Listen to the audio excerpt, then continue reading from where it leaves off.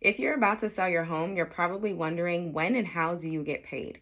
Today, we're going to review a list of seller to-dos before you say goodbye to your former property.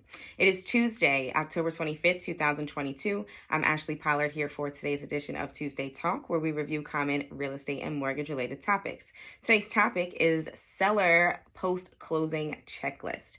So we're going to start with the most important one, which is the seller, you getting paid. So if you choose to accept your payment by check, maybe you want to actually attend closing day and attend the celebration and be there, then you can receive that check in hand as soon as all documents are signed and closing is official. Now, if you want to receive a wire transfer, which is actually the most common way that sellers receive their proceeds, then that will show up in your account within 24 to 48 hours.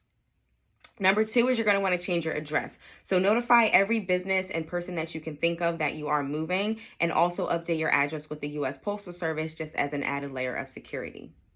Number three, you're going to want to cancel your homeowner's insurance policy, but not until after the closing is finally official. Because if anything happens from the time you leave the property to the time that the documents are officially signed and ownership is transferred, then you own that property during that time period, no matter how short, and you're on the hook for it. Now, if you've prepaid any sort of insurance fees, then you can either receive a refund or maybe they'll roll that over into a new policy that you've started.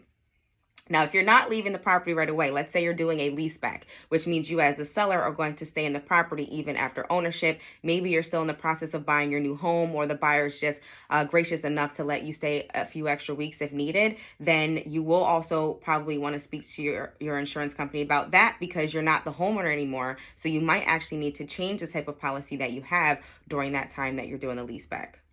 It might be rolled over into a tenant policy, but speak to your homeowner's insurance company about that. Number four is to cancel all your utilities. So you typically want to do this no later than the day of closing, because buyer is likely going to have their utilities start the day of closing. And sometimes companies don't allow two active accounts at once, but you can just check with your agent if you have any questions, or check with the utility company to confirm with them. Number five, verify any capital gains that you owe. So you have to pay taxes when you sell a home, unless you don't. So you're going to have a detailed conversation with your agent, also your attorney, and most importantly, your tax advisor, because they're going to help you understand if you're tax exempt from these particular capital gains. And your tax advisor is also going to inform you of anything else you should expect, including documents or tax obligations from this sale. Lastly is number six, which is to review and file away all of your closing paperwork. So store all your closing related paperwork in a safe place and digitize it for added security in case anything happens to the physical papers.